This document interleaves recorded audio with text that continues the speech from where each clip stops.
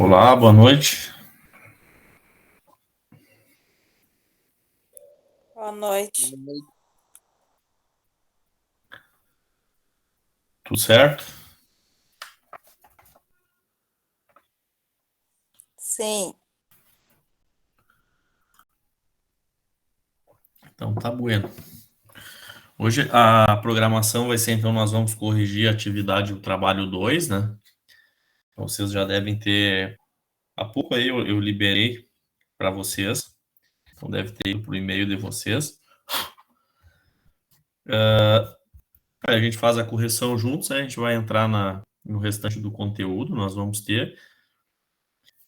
E durante a semana, até o final da semana, eu vou estar liberando mais uma atividade sobre esse último conteúdo para a gente fazer o fechamento na semana que vem, e aí depois na outra aula vai ser a nossa avaliação final daí. Certo? Tranquilo?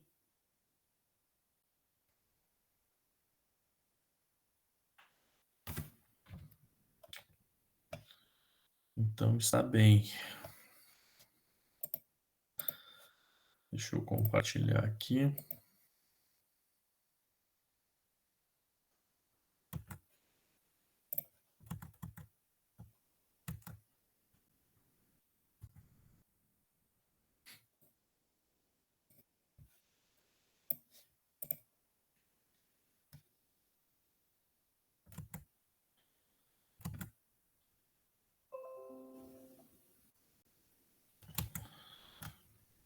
Só me confirme se está aparecendo para vocês aí.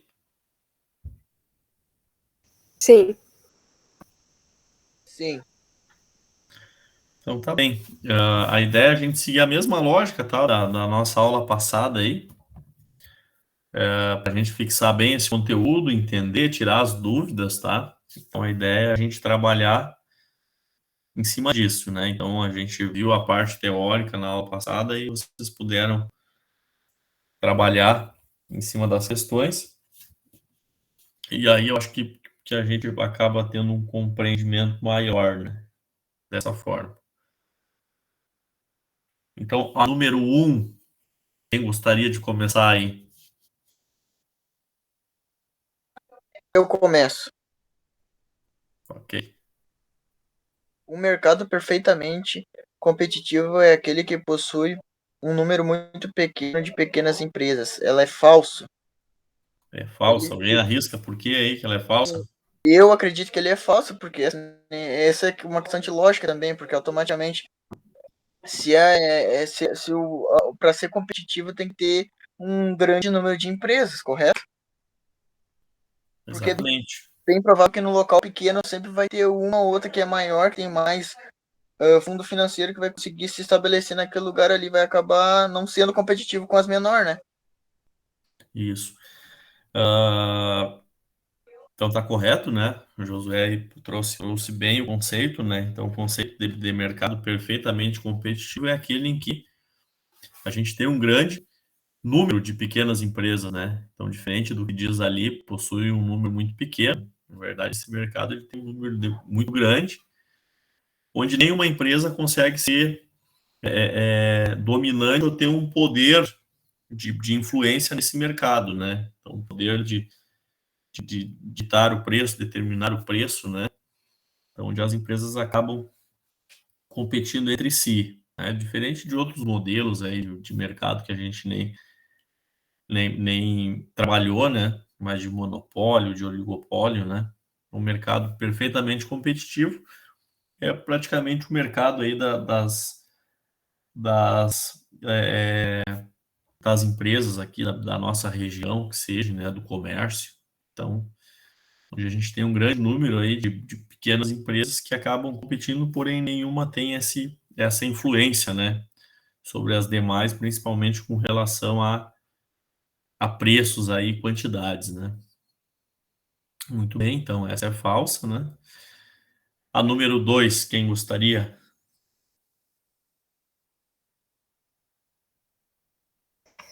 A curva de demanda demonstra quanto de determinado bem os consumidores estão dispostos a comprar em um certo período de tempo. É verdadeira. Verdadeira, né? Então, traz bem o conceito de demanda. Tá? Então, demanda a gente está olhando ou analisando pela ótica do consumidor. Tá? Então, é quanto de um determinado bem a gente vai estar disposto a comprar em um determinado período de tempo, né? Certo? Então, esta é verdadeira, né? A 3,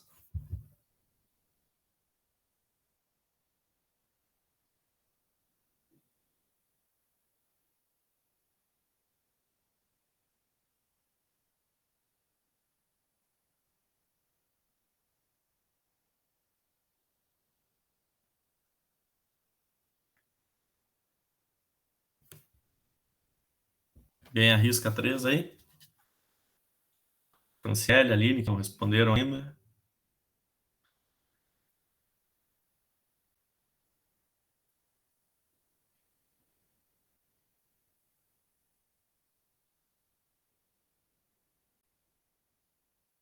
Quem respondeu, quiser responder de novo.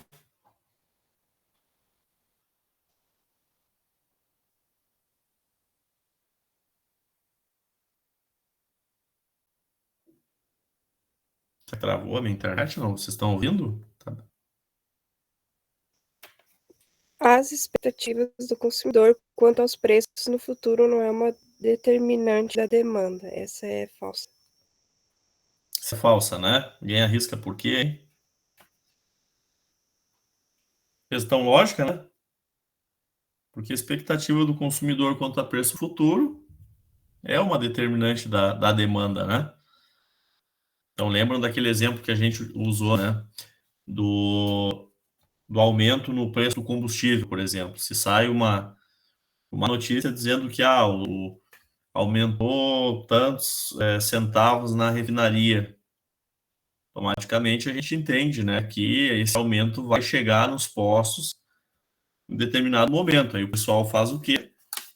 Vai correndo lá abastecer, encher o tanque do carro, certo? Com relação também à expectativa agora o inverso, né? Então nós temos aí, é bem comum, a questão das promoções, né? Então os mercados aí determinados dias têm promoções de certos produtos. Então o pessoal faz o quê? Ele acaba esperando para comprar em tal dia da semana, né? Então nos demais dias a gente acaba tendo uma redução na quantidade demandada desses produtos, né? Então, justamente por essa questão de expectativas aí de preço futuro, né? Então, por isso que essa é falsa, ela é uma determinante da demanda. A questão 4,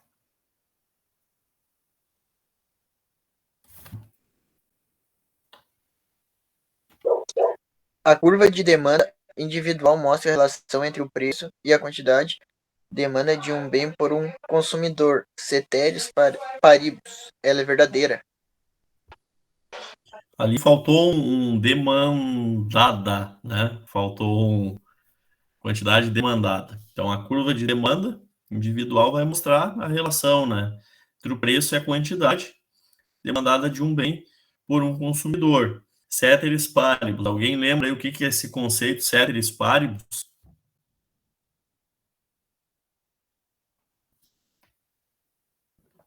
Vocês lembram que a gente falou?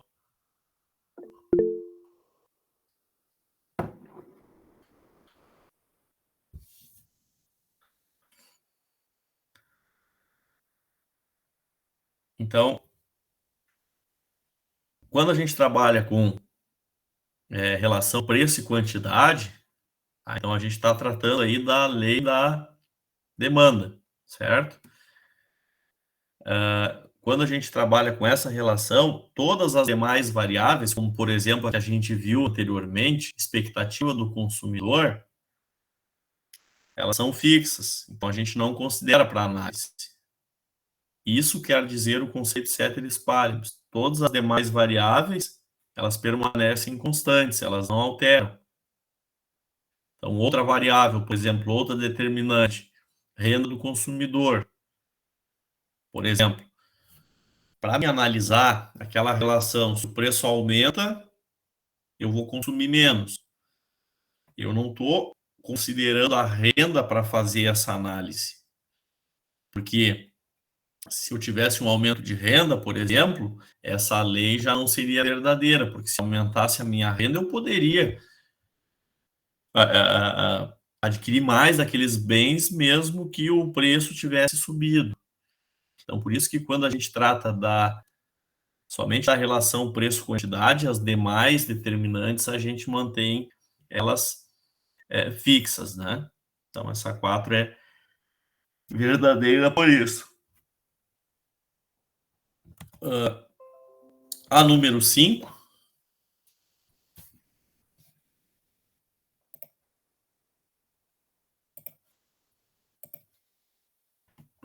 A curva de demanda possui uma inclinação positiva. Ela é falsa. Falsa, né? Por que ela é falsa? A inclinação dela é Negativa? negativa, tá? Então, o que é uma curva com inclinação negativa? Aí vocês vão lembrar, eu tinha um lápis aqui na semana passada. Deixa eu ver o que eu postei aqui. Peguei um lápis, né? Ó, uma curva positiva, né? Você tem o gráfico aqui, relação preço-quantidade, tá? A curva ela é positiva quando é da oferta, né? Quando a gente trata da demanda, ó, inclinação negativa, ou seja, a relação inversa. Quando aumenta o preço, diminui a quantidade. Se diminui o preço, aumenta a quantidade. Então, uma relação inversa é uma curva que tem uma inclinação negativa.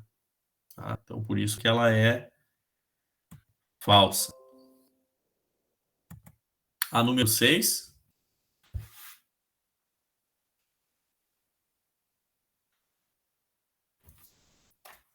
Segundo a lei da demanda, quanto menor o preço de um bem, menor a quantidade demandada deste. Ela é falsa. Por que ela é falsa, será, José? Porque automaticamente, isso é questão de lógica também, se o preço está com preço menor, as pessoas vão consumir mais. Exatamente, tá? Então, é uma relação quase que lógica, né? Então, ela diz o seguinte, então essa relação inversa é justamente por isso, né? Se o preço sobe, a quantidade demandada diminui. Agora, se o preço diminui, a quantidade demandada tende a aumentar, tá? Então, isso olhando pela ótica sempre lembrando, né, do consumidor, do demandante, de quem está comprando aquele produto, né? Então, por isso que essa é falsa, né? Ali ele está falando, né? Quanto menor o preço, menor a quantidade. No caso, a lei da demanda diz que quando menor o preço, maior a quantidade demandada, né? A número 7.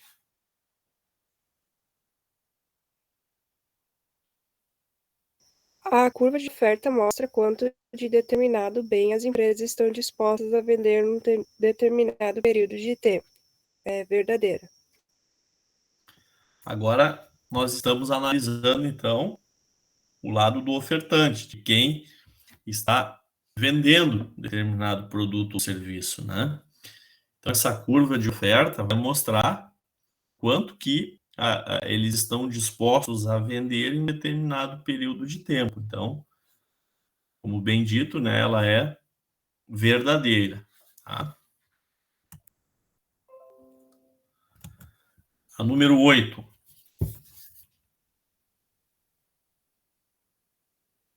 Impostos ou subsídios do governo é uma determinante da oferta. Essa é verdadeira. Verdadeira, né?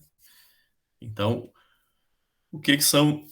e alguém conseguiria me argumentar ou justificar por que é uma determinante da oferta a questão dos impostos ou subsídios pelo governo, hein? Me deem um exemplo prático assim disso.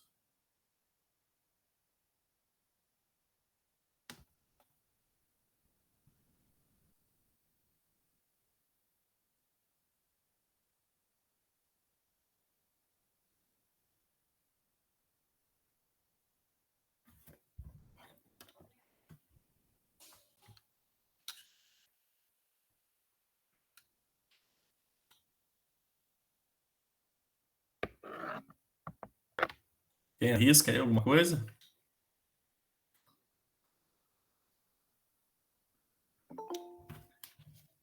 Então, vamos lá. Determinante da oferta.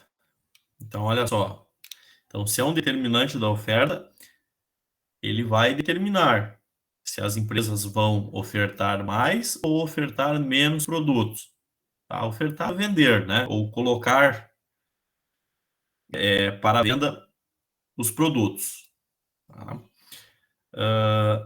Impostos, eles têm impacto o quê? No preço de venda ou no preço de produção.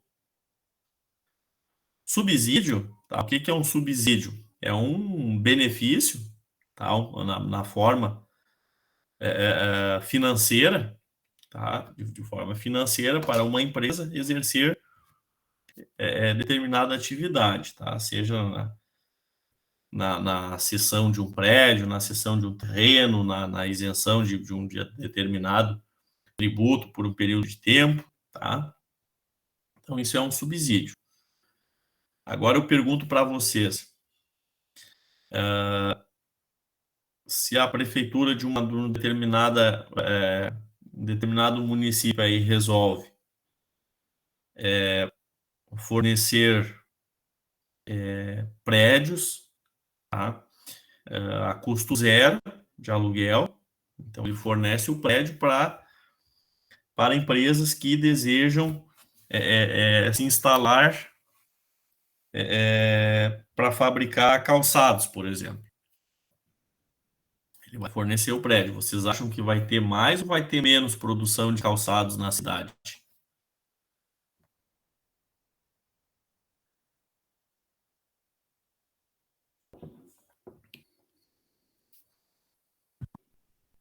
Eu acredito que vai ter mais.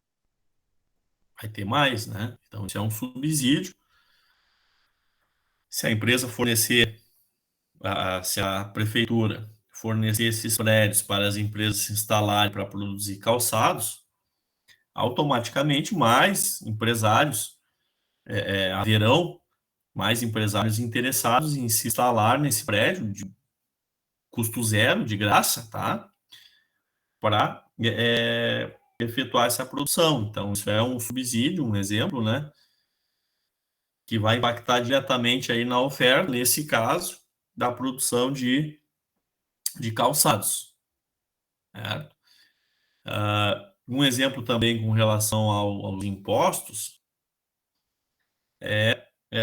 quanto à isenção, por exemplo, o governo agora federal decide, um exemplo, tá? Que para a produção de equipamentos de tecnologia, o IPI vai ser zerado, por exemplo. Tá? Ou então a gente pode trazer para um exemplo mais próximo que a gente teve recente, né? A linha branca, que a gente chama, né? Que pega geladeira, fogão. O IPI zerado por um determinado período de tempo. Então, o que vai acontecer? Entende-se que a gente vai vender mais daquele produto, vai aquecer o mercado e eles vão vender mais, e com isso vai ter mais gente ofertando esses produtos, né? Então, isso é um determinante, sim, da demanda. Agora, o contrário também é verdadeiro, né? Se um país, ou um estado, um município, coloca uma carga tributária muito alta, ou tem uma carga tributária muito alta na sua determinada região, ela pode acabar fazendo com que empresas se movimentem para outros locais, certo? Então, teve um caso até aqui no estado, né? Que empresas não receberam os benefícios que tinham solicitado na época e acabaram indo para se instalar em outros estados onde lá acataram aqueles benefícios estabelecidos, né? Ou exigidos por elas, né? Então, por isso que impostos e subsídios aí são uma determinante da oferta e vão estar impactando aí nessa quantidade produzida por elas, né? A 9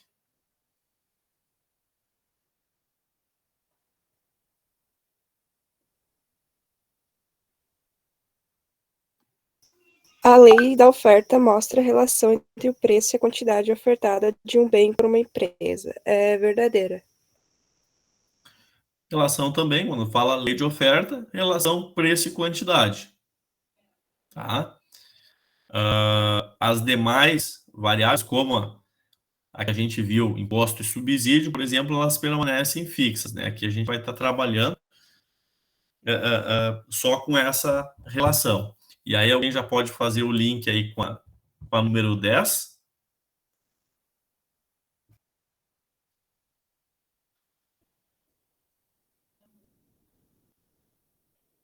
A lei da oferta diz que quanto maior o preço de um bem, menor é a quantidade ofertada. Falso. É falsa, né? Diferentemente do conceito da lei da demanda, a lei de oferta diz que quanto maior o preço de um bem, maior a quantidade ofertada. E por que isso, pessoal? Porque se o preço está alto, e lembra do exemplo que venho batendo na tecla, né? Se o cara vende refrigerante, tá, a R$ 10, ou se estão vendendo no mercado lá a R$ 10, onde a gente, no estádio de futebol lá, o pessoal está vendendo, pô, vale a pena eu pegar, comprar refrigerante lá e ir vender no mercado a R$ 10? Vale a pena. Porque quanto que tá uma lata de refrigerante no mercado hoje? R$ 3, R$ 4, dependendo da marca. Então vale a pena, porque aí se for R$ 4, eu vou tirar 6 de lucro nessa venda, tá? Lucro bruto aí, sem contar outros custos e despesas, tá? Agora, se o preço tá muito baixo, menos gente vai querer ir lá vender o refrigerante no estádio. Agora, pensem que lá no estádio o pessoal tá vendendo o refrigerante a R$ 3. Vocês acham que vai ter gente disposta a vender refrigerante a esse preço lá? Vai ter pouquíssima gente, tá? Só aqueles que conseguem ter um custo lá operacional bem baixo para que consigam adquirir esse produto abaixo dessa linha de preço, né? Então, quanto menor o preço dele, menos empresas vão ter capacidade de estar competindo nesse mercado.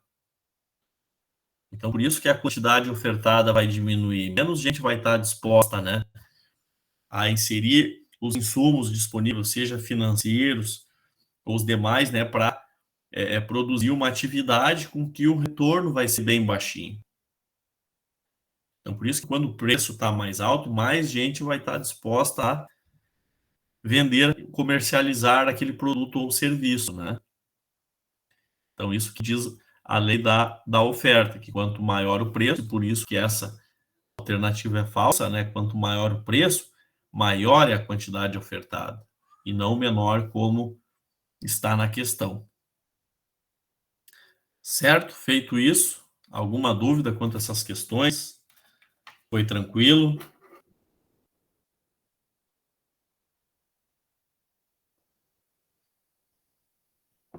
Sim, não? Sim. Então tá bem, pessoal. Então, a partir disso, deixa eu só conferir quem está aqui para marcar. Aí a gente já segue para nossa aula. Deixa eu ver ali, Jax. E Alô também. Camille e a Franciele.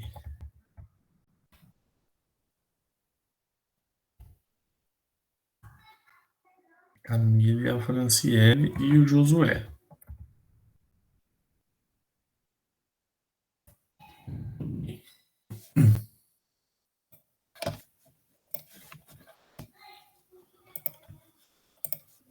Todos vocês receberam o e-mail com o gabarito ou não?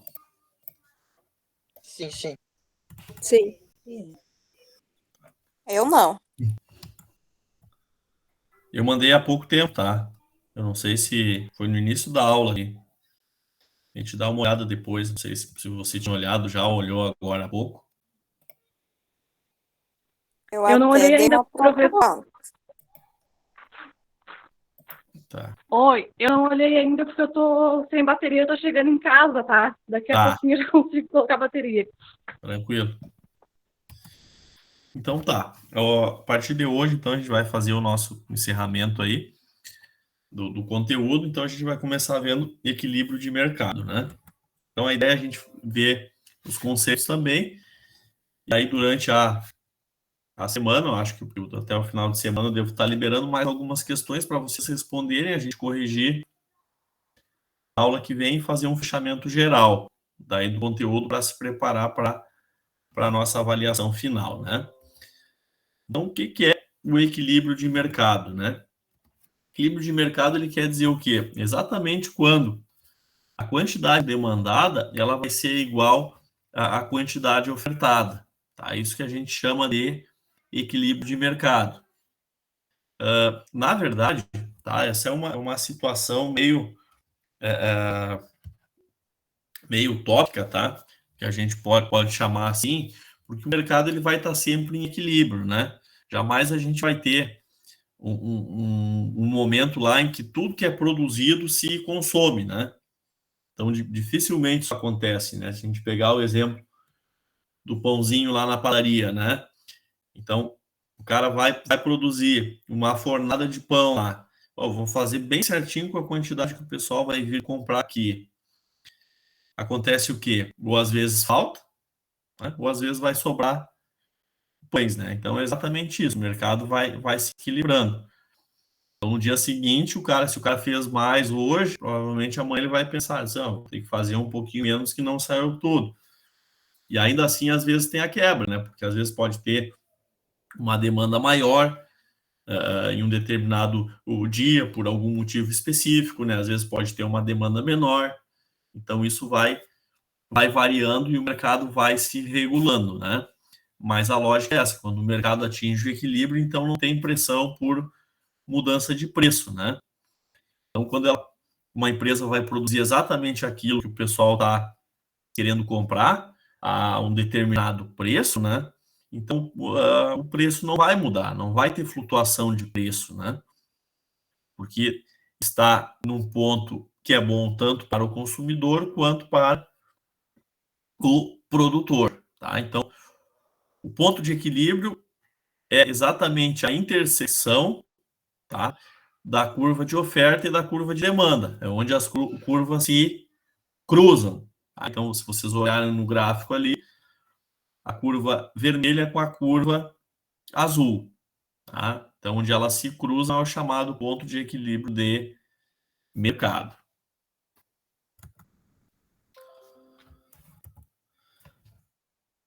O excesso de demanda faz o preço subir.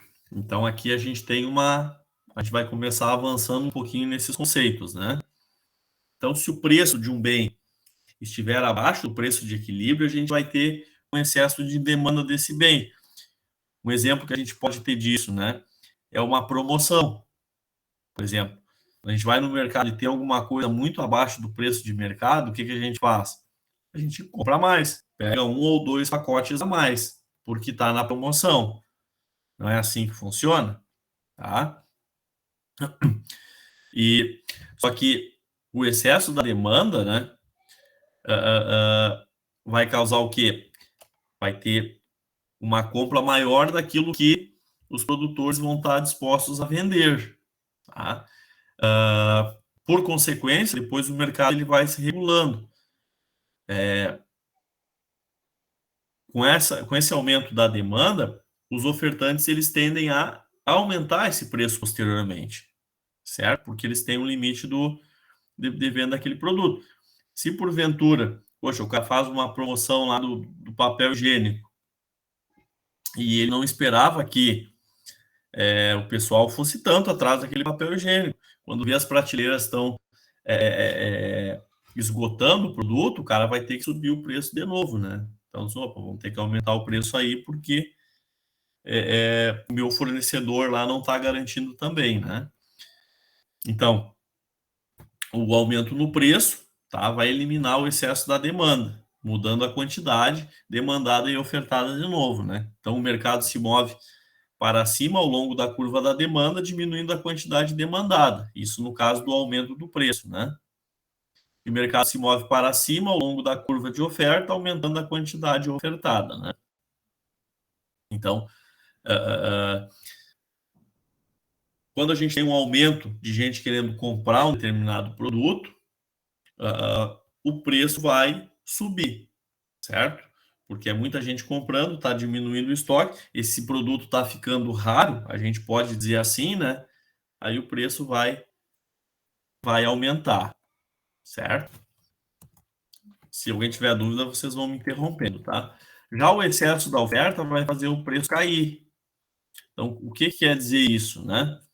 Então, quando o preço está muito acima do preço de equilíbrio, então menos gente vai estar disposta a comprar. Então, acontece muito. A gente vai lá no mercado, a gente olha a carne de primeira, por exemplo, né? Principalmente nos meados lá da pandemia, um quilo de carne, R$50. Então, a carne acabava ficando lá. Então, não tinha saída. O que acontece? O pessoal estava com muita oferta daquele produto. Aí, automaticamente, esse preço, né, no longo prazo, ele tende a cair, né? Senão o troço vai ficar lá no estoque, vai acabar estragando e não vai ter saída. Então, se a gente tem muita oferta, né, automaticamente, oferta que eu estou falando não em promoção, né, mas oferta de quantidade disponível para venda de um determinado produto, se a gente tem um estoque muito grande, pode ser que o pessoal não está disposto a comprar naquele preço. Então, automaticamente, no longo prazo, esses produtos tendem a cair o preço novamente, né? Então, aqui a gente tem um gráfico que mostra isso, né? A gente tem um ponto de equilíbrio. Para cima, nós temos o excesso, tá? De oferta ou de demanda, e abaixo desse ponto a gente tem a escassez, né? Tanto de oferta ou de demanda. Se o preço está acima do preço de equilíbrio, né? A gente acaba tendo tanto um excesso de oferta ou um excesso de demanda, que vão convergir para essa nova mudança, né, do equilíbrio de mercado. Eles tendem a chegar num consenso, num ponto comum, tá? Sempre lembrando, relação preço-quantidade, quanto de determinado produto nós estamos dispostos a vender em um determinado período de tempo, ótica da oferta, né, e a ótica da demanda, quanto de determinado produto nós estamos dispostos a comprar em um determinado período de tempo. Aqui os exercícios de fixação, tá? Eu vou deixar para vocês fazerem aí, para a gente corrigir na aula que vem, certo? Aí a gente tem o da aula passada também para corrigir, mas aí vocês façam ele, tá? Bem tranquilo, a gente retoma eles na próxima aula. Efeitos sobre o mercado das mudanças de demanda, tá? Então agora a gente vai trabalhar um pouquinho com as demais determinantes, que antes, falando da lei da oferta e da demanda, essas demais determinantes a gente deixou fixa. Porém, na lei da oferta e na lei da demanda, a gente trabalhava só com a relação preço e quantidade. Aqui, a gente vai ver como que a renda, bens substituto, bens complementares, número de consumidores vai afetar o equilíbrio do mercado, né? Então, se qualquer uma dessas variáveis mudar, a relação preço-quantidade vai mudar. Então, a gente vai ter uma nova curva de demanda. Então, a gente vai deslocar a curva da demanda para a direita ou para a esquerda. Isso a gente chama de variação de demanda. Uma variação no preço de um bem causa uma variação na quantidade demandada desse bem. Então, pensem vocês. Se o preço sobe, a lei da demanda diz que a quantidade demandada vai diminuir. Mas agora, se o preço sobe, que nem no exemplo que eu dei, mas a minha renda aumentou, eu, por exemplo, ganhei um aumento de salário, pode ser que eu consuma mesmo assim mais daquele item, mesmo que o preço dele tenha aumentado. Então, agora a gente está vendo, né, o impacto dessas demais determinantes da demanda. Qual impacto vai ter no equilíbrio de mercado, né? Então, um aumento na demanda, ele pode ocorrer por diversas razões. Aumento na renda, se o cara ganhou um aumento de salário, aumento no preço do bem substituto.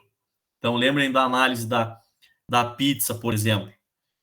Se eu posso comprar pizza ou melhor, exemplo do cachorro-quente. Eu posso comprar cachorro-quente ou X de lanche. Digamos que o X dobrou o preço dele. Opa, aumentou o preço do bem substituto, eu vou aumentar a demanda por cachorro-quente. Redução no preço de um bem complementar. Então, um bem complementar, por exemplo, a carne e o carvão, certo? Então, digamos que caiu pela metade o preço da carne de primeira, agora estão vendendo picanha R$ 25 o quilo. Opa, a demanda por carvão vai aumentar, porque vai ter mais gente querendo fazer churrasco, né? Então, essa é a questão do bem complementar. Aumento da população. Aumenta a demanda? Aumenta a demanda. Então, mais gente propensa a comprar. Preferência do consumidor, propaganda favorável e expectativa de preços futuros mais elevados. Então, esses são os itens aí demais determinantes da demanda, que vão causar, nesse caso, né, com esses exemplos, aumento de população, propaganda favorável, expectativas de preços futuros mais elevados, fazer com que a gente compre mais desse determinado produto, certo? Então, aqui a gente tem, ó, o que vai causar isso no equilíbrio de mercado. Então, a gente vai ter um deslocamento da curva da demanda para a direita, certo? Causando um novo preço de equilíbrio. Então, se a gente tem mais renda, por exemplo, se a gente tem um aumento de salário, a gente vai poder comprar mais quantidades de determinado produto, mesmo que o seu preço aumente. Então, a gente tem um deslocamento da curva para a direita, certo? Uma expansão da demanda. O que vai causar a diminuição da demanda? Fiquei desempregado, diminuiu o meu salário, diminuição do preço do bem substituto, aumento no preço do bem complementar, diminuiu a população, mudança de preferência do consumidor, expectativa de queda de preço no futuro, o caso das promoções que a gente sabe os dias que tem no mercado, né? Então isso vai fazer com que a curva da demanda ela se desloque para a esquerda. Então a gente tem uma redução na quantidade demandada. E aqui a gente tem um exemplo, ó. Então a curva agora, ela se moveu da curva ali, o Dzinho de demanda, né, azul, para o demanda vermelha ali. A gente moveu ela para a esquerda porque teve uma redução na quantidade. Aqui uma relação dos bens normal e bens inferiores, né? Então, a gente entende que a relação positiva entre renda e demanda é denominada bem normal, porque se aumenta a nossa renda, a gente continua consumindo a mesma quantidade desses itens. Já os bens inferiores são aquele que, no momento que a nossa renda aumenta, alguns produtos que nós demandávamos, a gente vai diminuir. Então, por exemplo, quando eu ganhava pouco, eu só consumia carne de segunda. Agora que eu ganho bem, a minha quantidade de carne de segunda diminui e eu compro mais carne de primeira. Então, essa é a relação entre os bens normais aí versus os bens inferiores, certo? Aqui mais uns exercícios de fixação, tá? Eu vou deixar vocês praticarem para a semana que vem a gente corrigir. Então, vocês vão executar isso durante a semana. Eu vou estar passando no grupo para vocês. Efeitos de equilíbrio, no equilíbrio agora decorrentes da mudança na oferta. Então, a gente vai trabalhar com as demais determinantes da oferta. Custo dos insumos, tecnologia, quantidade, expectativa de preço, né? Então, isso vai causar uma variação na oferta. Vejam que a gente não está trabalhando só com preço e quantidade agora, a gente está vendo essas demais determinantes. Então, o que vai causar aumento na oferta? Redução no custo dos insumos, então aquele custo de produção lá, da pizza, por exemplo, diminuiu o custo da farinha, da calabresa, da cebola, do tomate, né? Então, diminuiu, eu consigo ofertar mais produtos. O avanço tecnológico, nem se fala, né? Máquinas e equipamentos aí fazer com que a gente produza um grande número maior, tá, de produtos ou serviços, tá, aumentar a produtividade, a oferta, aumento do número de produtores. Então, pensando no mercado como um todo, né, se tiver mais gente produzindo aquele produto, a gente vai ter mais oferta, expectativa de preços futuros mais baixos, né? Então, se a gente tem uma expectativa que no próximo mês esse produto vai cair, certo? A longo prazo ele tende a cair, principalmente produtos novos, né? Então a gente tende a produzir mais agora para conseguir vender ainda quando o preço está lá em cima, né? A questão do subsídio, que a gente viu, né? Então, subsídio lá, ou impostos, né? O governo vai subsidiar, ele vai dar algum benefício para uma empresa produzir, certo? Seja na forma financeira ou na cessão de algum imóvel, alguma coisa nesse sentido que vai tornar mais atrativo aquela produção. Aqui os efeitos decorrentes do aumento na oferta, né? Então, sempre que aumenta, tá, pessoal, tanto demanda quanto oferta, o deslocamento da curva é para a direita. Então, ali a gente tem a oferta, é o Szinho, tá? Então, o S1, ele passou para o S2. Então, aqui a gente teve um aumento na oferta. Então, a curva se desloca para a direita. A diminuição da oferta, aí é exatamente o inverso daquilo que a gente viu, né? Então, aumento no custo dos insumos, redução no número de produtores, menos gente vendendo, então menos quantidade ofertada, expectativa de preços futuros mais altos, então o pessoal deixa de produzir agora para produzir ali na frente, onde o preço vai estar mais alto. E a questão do imposto, né? Se o governo começar a taxar muito essa produção, a gente tende a ter uma redução na oferta, né? O pessoal não vai trabalhar só para pagar imposto, né?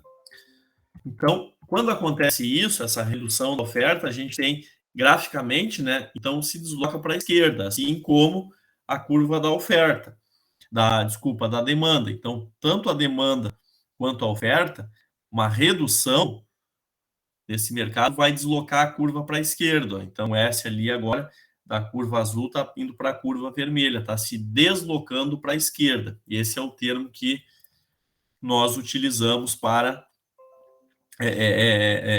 nomear, tá? O que acontece? Então, o equilíbrio do mercado é decorrente de uma mudança simultânea aí da demanda e da oferta.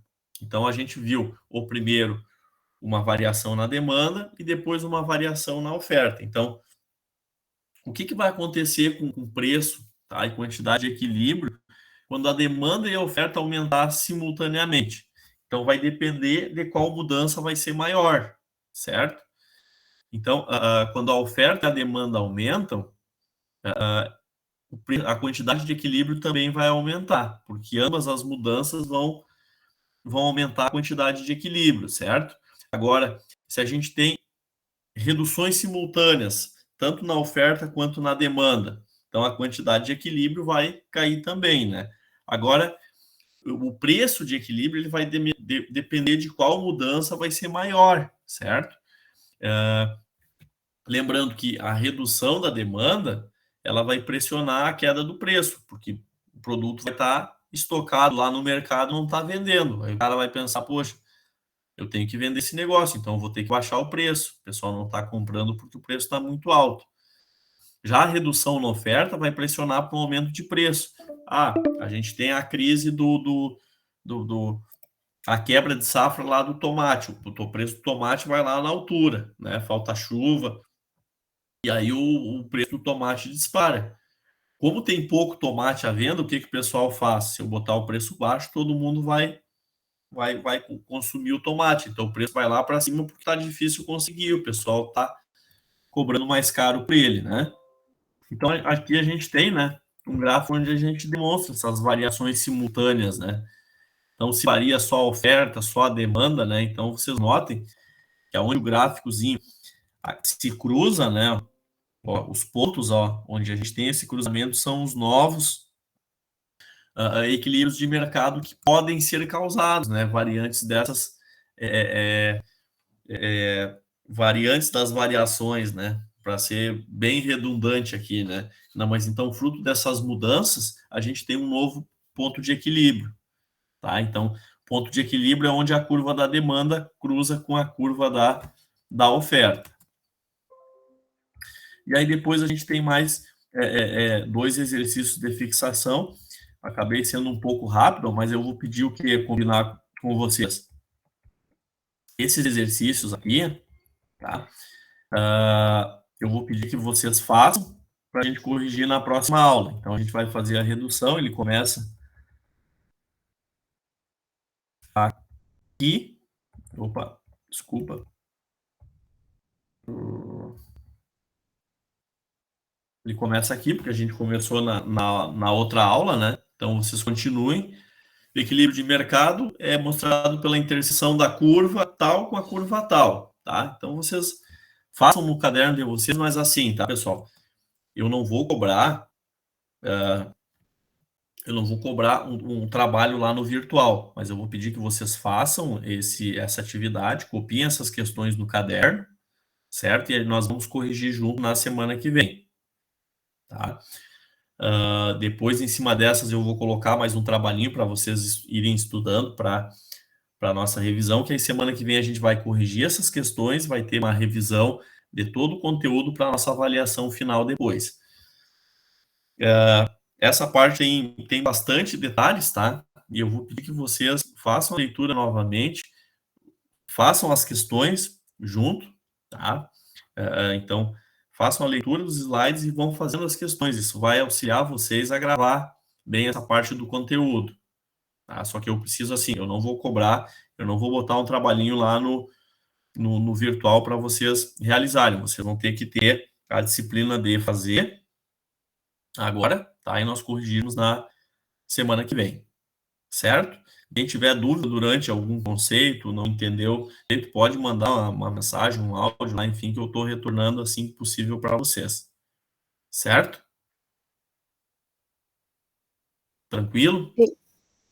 Para ouvir de vocês um pouco, se ficou claro, não? Tranquilo. É bastante coisa, tá, pessoal? Não deixem para a última hora aí para estudar. Aproveitem, tem aquelas questões ali para seguir o passo a passo. É bem tranquilo, tá? Só tem que fazer a leitura e tem que buscar esse entendimento, tá? Se alguém precisar do link depois, o professor João disponibiliza aí para a gente retomar. E qualquer dúvida, me faça um contato aí, a gente esclarece junto, certo? Certo. Então tá, pessoal, um ótimo restante de semana para vocês aí. Agora deixo com vocês, aproveitem o tempo, tá? Para já ir fazendo essas questões, aproveita que a gente já teve esse encontro hoje, já para ir fazendo o gabarito de vocês aí para a semana que vem.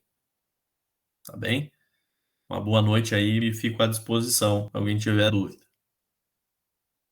Boa noite. Boa noite. Boa noite.